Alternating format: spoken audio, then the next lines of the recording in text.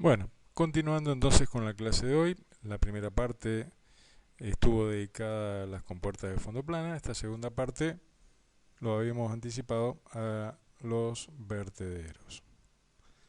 ¿Mm? Los vertederos se utilizan en las represas, eh, porque la construcción de obras de almacenamiento de este tipo presupone el control de los cursos de aguas que aportan a esas represas. Y no es conveniente que el agua desborde por encima del coronamiento de este tipo de obras porque las puede lavar, lo cual puede llegar a provocar desastres de proporciones difíciles de mensurar. Las represas tienen una capacidad de almacenamiento limitada. Nosotros bien explicábamos eso cuando utilizábamos la hipótesis de una represa de almacenamiento infinito, pero no es así. Entonces es necesario contar con mecanismos que permitan aliviar ese almacenamiento en caso de que estemos corriendo un riesgo serio y concreto de que ese reservorio desborde por encima del coronamiento de la presa que lo contiene. Para esto se utilizan los vertederos. También los vertederos se pueden utilizar con otras finalidades, como por ejemplo medir o controlar caudales en canales pequeños en general. Y también hay otras situaciones bastante particulares que en cada caso se analizarán. ¿Qué es un vertedero? Un vertedero no es otra cosa que un orificio de grandes dimensiones, pero que no tiene techo. El borde superior coincide con el pelo de agua. O sea, la parte superior de la vena líquida está sí o sí a presión atmosférica. Las principales partes que constituyen un vertedero y que definen los parámetros para hacer la estimación de la descarga sobre él están en esta figura. Comenzaremos entonces con la solera o cresta, que es la parte superior, el labio vertiente del vertedero,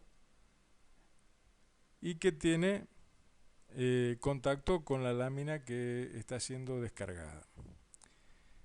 Vamos a seguir con la carga sobre la solera, es la diferencia de cota entre el nivel de aguas arriba y la solera, pero esto medido a una distancia suficiente de tal manera que el pelo de agua esté horizontal y no afectado por esta curvatura que se da en cercanías del vertedero. Y finalmente la altura del vertedero, P, que es la diferencia de cotas entre la solera del vertedero y el fondo del canal de afluencia. En este caso vamos a analizarlo por el lado del canal. Van a ver acá aguas abajo, P', que es el tirante de agua aguas abajo, y el espesor del vertedero, en fin. Pero estos son los principales, las principales partes constituyentes del vertedero y que definen los parámetros para la estimación de la descarga. Como siempre venimos haciendo, comenzamos con una especie de clasificación de los mecanismos vertederos, sin que esto intente siquiera ser ni por cerca una taxonomía, pero una primera aproximación de clasificación podría ser por la forma geométrica de esa muesca por la que vertimos el agua. Pueden ser rectangulares, triangulares, trapezoidales, circulares y de las combinaciones que se les ocurra. Según la altura relativa de la solera, y acá vamos a comparar la altura del vertedero y este P' que veíamos recién, si P es mayor que P', tenemos con descarga libre, y en el caso contrario descarga sumergida, es decir, la solera está bajo agua, bajo presión de agua. Con referencia al espesor de la pared, si el espesor, que también habíamos visto, es menor que 2/3 la carga sobre la solera H, entonces tendremos un vertedero de pared delgada, y si es mayor, de pared gruesa. Puede tener contracciones laterales en caso de que no ocupe todo el ancho del canal, o que esté en una presa, o puede ser sin contracciones laterales en caso de que sea como la visión en el espejo de la compuerta de fondo plana, es decir, en vez que abra por arriba y no por el fondo. Y también, como se imaginarán, de acuerdo al paramento, pueden ser verticales los vertederos, de pared vertical o inclinada. Bien, vamos a hacer un pequeño comentario antes de entrar en la estimación de la descarga por el vertedero. Siempre nos tienta utilizar la ecuación de Bernoulli entre un punto distante del vertedero, o sea, no afectado por el vertedero, cuando el curso todavía no se enteró que existe algo de aguas abajo, se llama vertedero, y otro punto sobre la lámina del vertedero. Pero acá en el caso del vertedero ocurre que cerca de la solera las líneas de corriente se curvan mucho y rápidamente. Entonces, en ese caso, las hipótesis de escurrimiento uniforme y variación hidrostática de presiones se hacen verdaderamente deficientes. Pero, aún sabiendo esto, vamos a persistir en el error. Vamos a hacer gala de contumacia y vamos, no es para tanto, pero simplemente para mencionar una palabra que me gustaría que la busquen en el diccionario, aplicando entonces la ecuación de Bernoulli, pero por supuesto acá sí van a ser necesarios sí o sí coeficientes de carga correctivos que se estimaron de forma empírica en laboratorios. ¿Ok? Bueno, vamos a comenzar entonces con un vertedero rectangular de pared delgada y sin contracciones laterales. Este es el vertedero que más se estudia en los laboratorios porque se lo puede analizar en canales de vidrio. De hecho, hay experimentos en la presencialidad plena, nosotros hacíamos acá en el canal de vidrio del laboratorio de hidráulica. Consiste en una placa delgada que se localiza perpendicular al escurrimiento, o sea, si el escurrimiento es horizontal, la placa es vertical, que ocupa todo el ancho del canal, y la apertura de esa placa también ocupa todo el ancho del canal, de tal manera entonces que no se presentan contracciones laterales. Este vertedero puede ser utilizado, y de hecho lo es, para como un elemento de aforo, para medir caudales, con una precisión muy buena. Pero lo único que se requiere es que se verifiquen algunos detalles de construcción y de instalación. Por ejemplo, aguas arriba de la placa tiene que existir un tramo recto de cierta extensión. 20 radios hidráulicos del canal es suficiente. Abajo de la lámina vertiente tiene que haber presión atmosférica. Acá tenemos la lámina vertiente y este hueco que está en contacto con la atmósfera, a veces con una chimenea, acá abajo de la lámina tiene que haber presión atmosférica.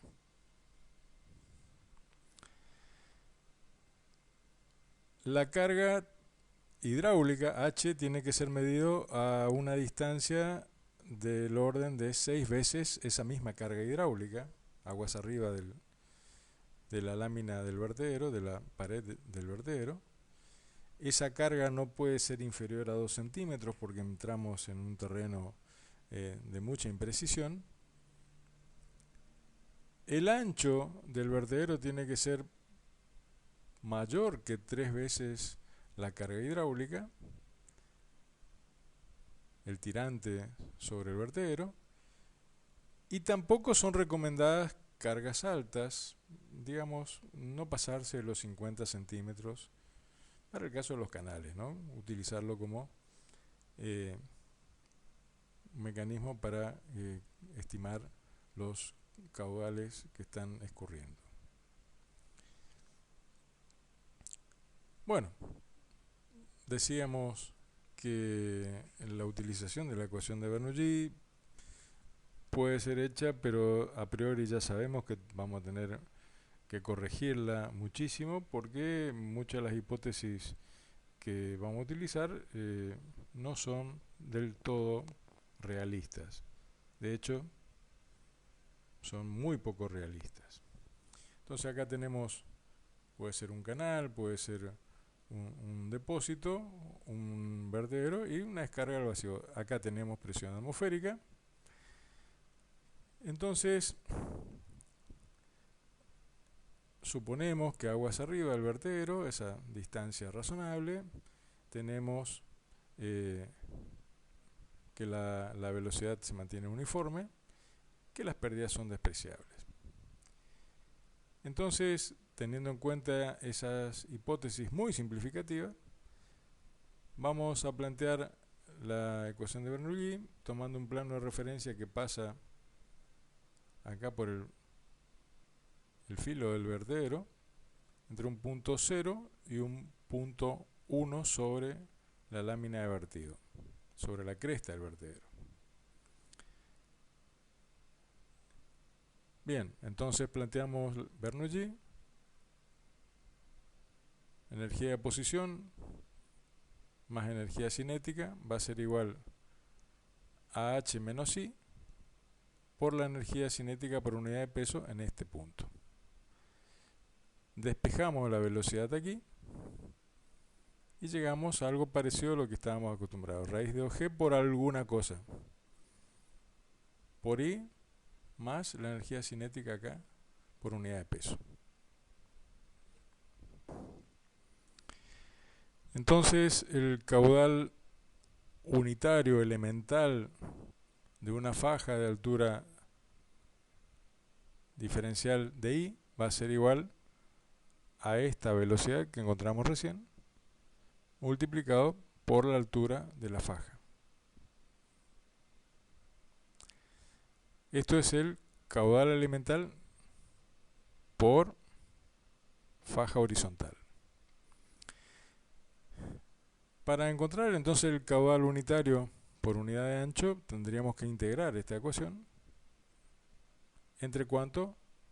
Entre 0 y h.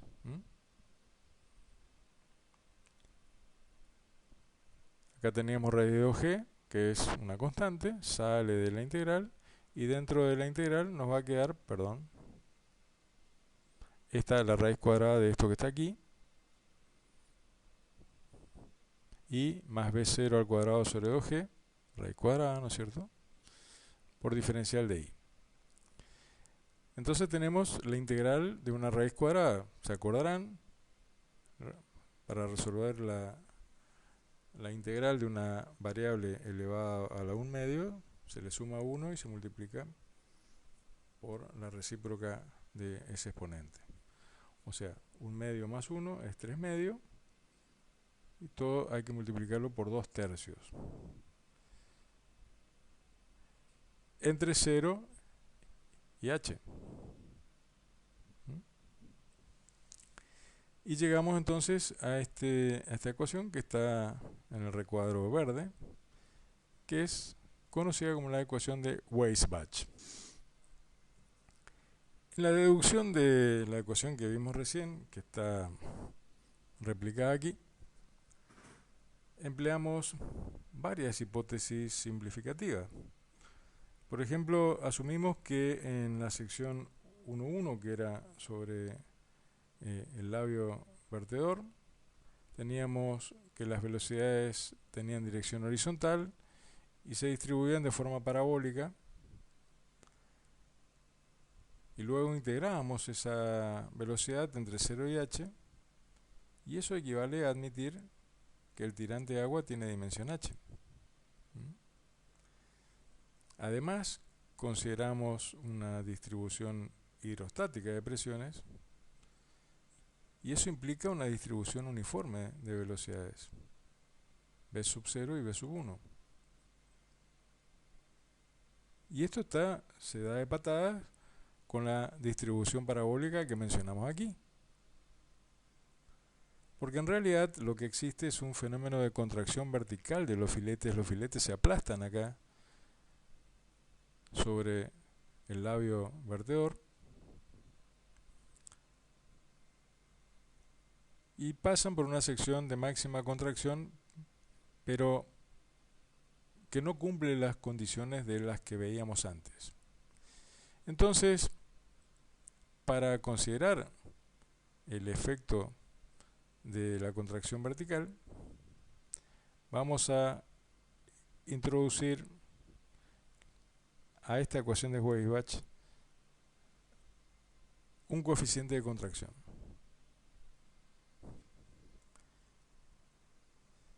Pero para ser un poco más simple, porque esta ecuación realmente no es muy simple, lo que podemos utilizar es un coeficiente de descarga. Introducimos un coeficiente de descarga, como en los orificios, y llegamos entonces a 2/3 del coeficiente de descarga por raíz de 2g por h a la 3 medios. Esto que está acá. Y por supuesto el coeficiente de descarga toma una forma bastante compleja, o sea, tenemos que traducir esta ecuación a esta súper simple. Y ese coeficiente de descarga es función de la altura del vertedero, del tirante, perdón, sobre la lámina de vertido, sobre el labio vertedero, y la altura del vertedero. Si llamamos L al ancho de vertido o de la solera del vertedero, que es igual al ancho del canal, el caudal total descargado, ¿cuánto va a valer? 2/3 por coeficiente de descarga por raíz de g por h a la 3 medios y por la longitud, porque esto era por unidad de L, y acá está L.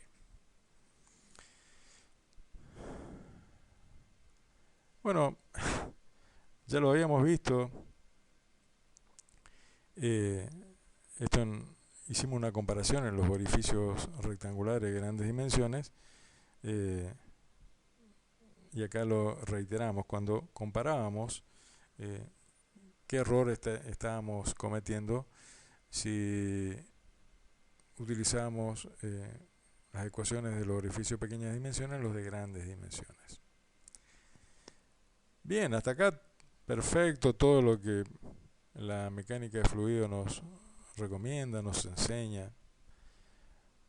Pero la fórmula que más se utiliza en la práctica, lejos, es la ecuación de Francis. ¿Por qué? Porque da errores para la ingeniería práctica del orden de los 5%. Estamos ahí. Errores que son compatibles con las mediciones que tenemos del tirante hidráulico. Y la ecuación de Francis, la fórmula de Francis, es esta. Depende del ancho de vertido y del tirante sobre el labio, el tirante hidráulico sobre el labio de vertido. Fíjense, comparemos una con la otra, ¿no?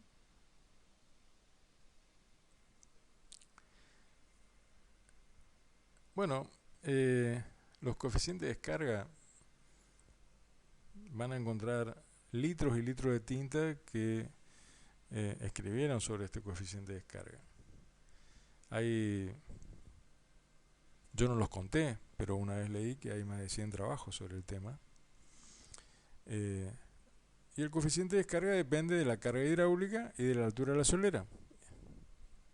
Y por supuesto también del ancho del canal. Las expresiones más utilizadas son la de Bazin Una muy importante es que la Sociedad Suiza de Ingenieros y Arquitectos, en Suiza hay muchas represas con saltos muy importantes, hay que tener mucho respeto por los ingenieros suizos, en este caso, una ecuación bastante complicadita para calcular el caudal. El propio Francis presentó un coeficiente de descarga que seguramente está reflejado en su coeficiente de la fórmula.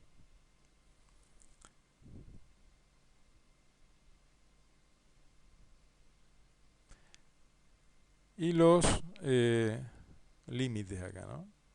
Fíjense el coeficiente de descarga, estamos ahí en 0,6 y chirola.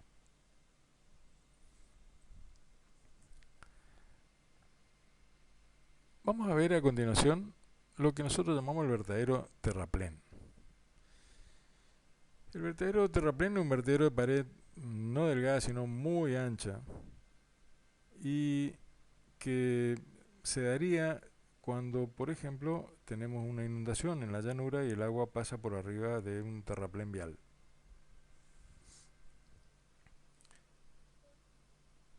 En este caso, el espesor es muy grande. El comportamiento de la vena líquida se ve acá. Se aprecia una depresión en la vena líquida en las proximidades del borde de ataque, sería el borde de agua de arriba, y luego el escurrimiento se hace prácticamente paralelo a la cresta de este vertedero. En la práctica, para determinar el caudal total descargado se emplea una ecuación como esta. El coeficiente de descarga por 1,704 por B por H a la 3 medio. Acuérdense que en las ecuaciones anteriores teníamos el 2/3 este acá.